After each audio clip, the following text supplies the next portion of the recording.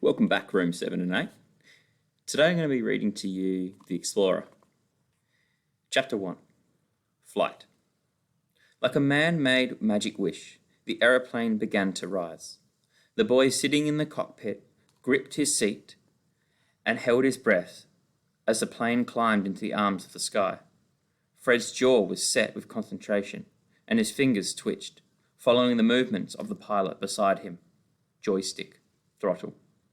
The aeroplane vibrated as it flew faster into the setting sun, following the swerve of the Amazon River below them. Fred could see the reflection of the six-seater plane, a spot of black on the vast sweep of blue as it sped towards Manus.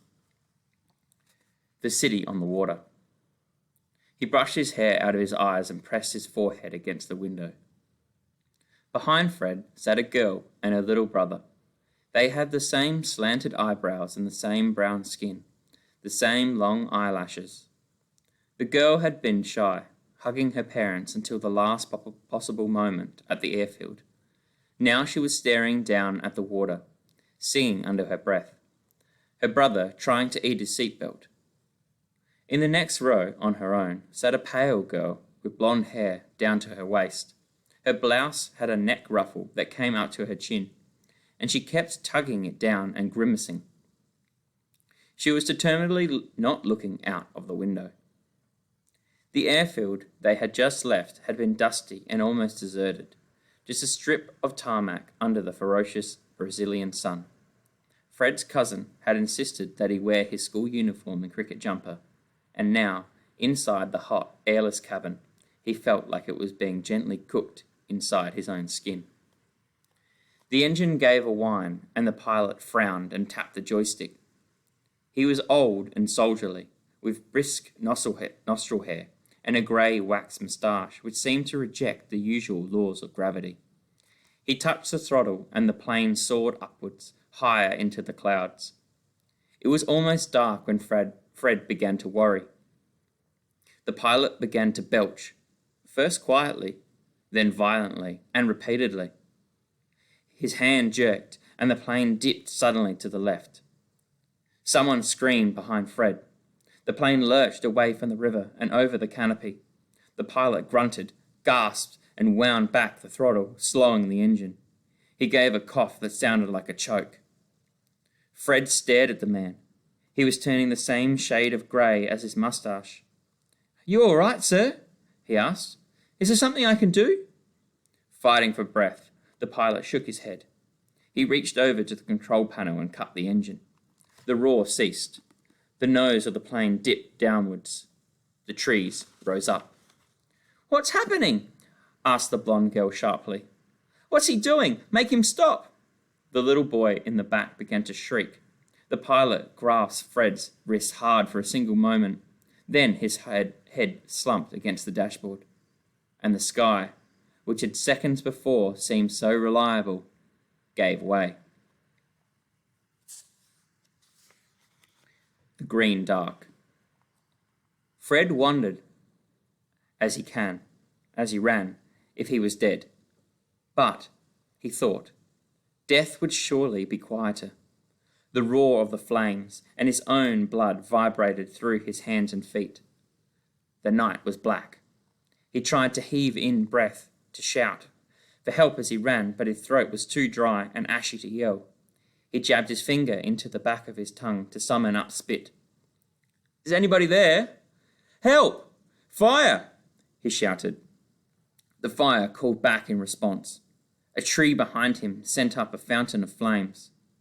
There was a rumble of thunder. Nothing else replied. A burning branch cracked, spat red, and fell in a cascade of sparks. Fred leapt away, stumbling backwards into the dark and smacking his head against something hard. The branch landed exactly where he'd been standing seconds before. He swallowed the bile that rose in his throat and began to run again, faster and wilder. Something landed on his chin, and he ducked, smacking at his face, but it was only a raindrop. The rain came suddenly and hard. It turned the soot and sweat on his hands to something like tar, but it began to quench the fire. Fred slowed his run to a jog, then to a stop. Gasping, choking, he looked back the way he had come. The little aeroplane was in the trees. It was smoking, sending up clouds of white and grey into the night sky. He stared around, dizzy and desperate. But he couldn't see or hear a single human, only the fern-like plants growing around his ankles, and the trees reaching hundreds of feet up into the sky, and the panicked dive and shriek of the birds. He shook his head, hard, trying to banish the shipwreck roar in his ears. The hair on his arms was singed and smelt of eggs. He put his hand to his forehead. His eyebrow had charred and part of it came away on his fingers. He wiped his eyebrow on the sleeve of his shirt. Fred looked down at himself. One leg of his trousers was ripped all the way up to his pocket, but none of his bones felt broken. There was vicious pain, though, in his back and neck, and it made his arms and legs feel far off and foreign. A voice came suddenly from the dark. "Who's there? Get away from us!" Fred spun round, his ears still buzzing. He grabbed a rock from the ground and hurled it in the direction of the voice. He ducked behind a tree and crouched on his haunches, poised to jump or run. His heart sounded like a one-man band. He tried not to exhale. The voice said, "For God's sake, don't throw things!" It was a girl's voice. Fred looked out from behind the tree. The light of the moon filtered deep green to the forest floor, casting long-fingered shadows against the trees, and he could see only two bushes, both of them rustling. "Who is it? Who's there?" The voice came from the second bush. Fred squinted through the dark, feeling the remaining hair rise up on his arms. "Please don't hurt us," said the bush. The accent wasn't British. It was something softer, and the voice was definitely a child's, not an adult's. "Was it you? Throwing poo?" Fred looked down at the ground. He'd snatched up a piece of years-old fossiled animal dung. "Oh," he said. "Yes." He was becoming accustomed to the dark and could see the shine of eyes peering out from the grey-green gloom of the undergrowth. "Are you from the plane? Are you hurt?" "Yes, we're hurt. We fell out of the sky," said one bush, as the other said, "No, not badly." "You come out," said Fred. "It's only me here." The second bush parted. Fred's heart gave a great leap. Both the girl and her brother were covered in scratches and burns and ash, which had mixed with the sweat and rain and made a kind of paste on their faces. But they were alive. He was not alone. "You survived," he said. "Obviously we did," said the first bush. "Or we'd be less talkative, wouldn't we?"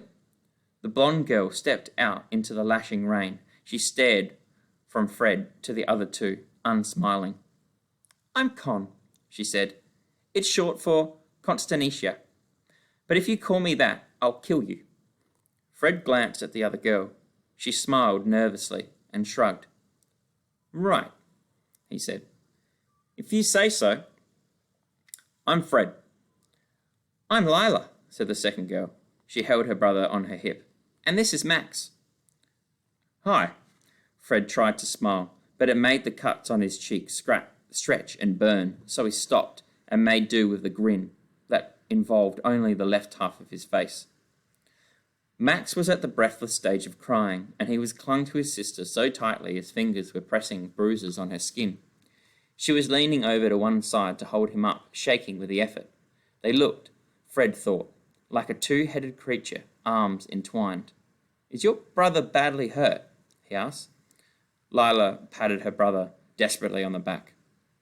"He won't talk. He's just crying." Con looked back towards the fire and shivered. The flames cast a light on her face. She was no longer blonde. Her hair was grey with soot and brown with blood, and she had a scratch on her shoulder that looked deep. "Are you all right?" he asked, wiping rain out of his eyes. "That cut looks bad." "No, I'm not all right," Con spat. "We're lost, in the Amazon jungle, and statistically speaking, it's very likely that we're going to die." "I know." Fred didn't feel he needed reminding. I meant, So, no. Con's voice grew thin and high. I think it would be safe to say that none of us are all right. Not at all. Not even slightly. The bushes rustled. The rain hammered down on Fred's face. We need to find shelter, he said. A big tree or a cave or something that would... No! Max gave a sudden scream, a yell that was wet with spit and fear. Fred stepped backwards, raising his hands. Don't cry. I just thought... Then his eyes followed Max's pointing finger. There, 3 inches from Fred's shoe, was a snake. It was speckled brown and black, patchwork to match the jungle floor, and its head was as big as a fist. For 1 second, nobody breathed. The jungle waited. Then Max let out a second scream that dug deep into the night, and the 4 of them turned and fled.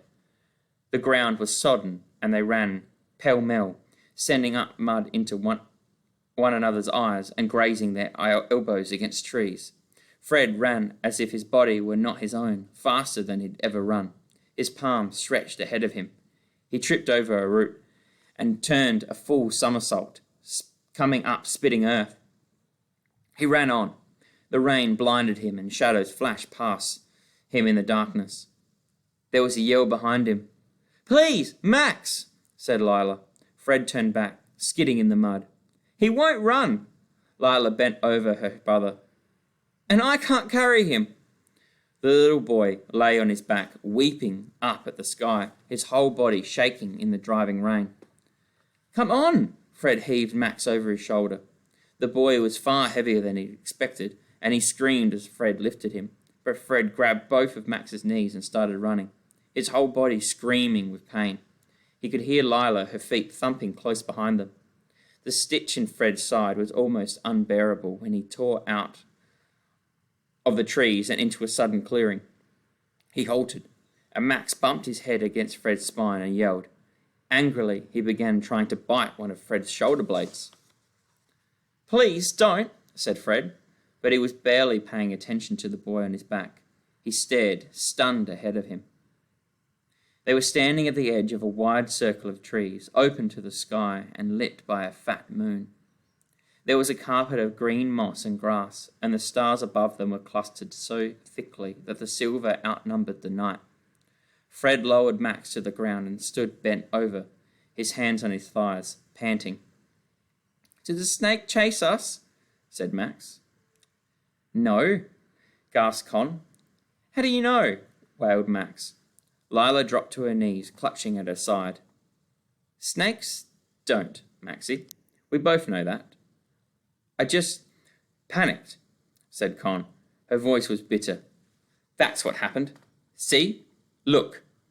No snakes. We were stupid. Now we're even more lost." The ground in the clearing sloped slightly toward a large puddle of water. Fred crossed over to it, his muscles aching, and sniffed. It smelt of rotting things, but he was feverishly thirsty. He took a tiny sip and immediately spat it out. "No good," he said. "Tastes like a dead person's foot." "But I'm thirsty," said Max. Fred looked around the clearing, hoping to find water before Max started crying again. "If you wring out your hair," he said, "there'll be water in it." He tugged his dark fringe over his forehead and twisted it. A few drops fell on his tongue. "It's better than nothing." Max chewed on his hair for a second, then scrunched his eyes closed. "I'm scared," he said. It was said without whining, as simple, matter of fact. Somehow it was worse than the tears, Fred thought. "I know," Lila said softly. "We all are, Maxie." She crossed to her brother and pulled him closer to her. His small, bony fingers closed over a burn on her wrist, but she didn't brush him away. She began to whisper in his ear in Portuguese, something soft, almost a song, a lullaby. They were both shaking slightly. Fred swallowed. "All this will be less bad in the morning," he said. "Will it?" said Con. There was bite to the question. "Will it really?" "It can't look much worse," he said. "Once it's light, we'll be able to work out a way to get home." Con looked hard at him. There was challenge in the look. and Fred stared, unblinking, back at her. Her face was all geometry. Sharp chin, sharp cheekbones, sharp eyes. "What now, then?" she said. "Our mamma and papa say," began Lila. The mention of her parents made her face crease and crumple, but she swallowed and went on. "They always say, you need to sleep before you think. They say when you're exhausted, you do stupid things. And they're scientists, so they should sleep. So we should sleep." Fred found his whole body was aching. "Good, fine, let's sleep." He lay down on his side in the wet grass. His clothes were soaked through, but the air was warm. He closed his eyes. Perhaps he would wake up in his bed at school, he thought, next to the snoring of his roommates, Jones and Scrass. An ant crawled over his cheek. "But aren't we supposed to stay awake in case we die of concussion?" said Con. "I think if we got concussion, we'd be dizzy," said Lila. Fred, already half asleep, tried to work out if he was dizzy. The world began to spin away from him. "If we all die in the night, I'm blaming both of you," said Con. It was on that cheering thought that Fred felt himself dropping down, away from the jungle and the thick night air and into sleep.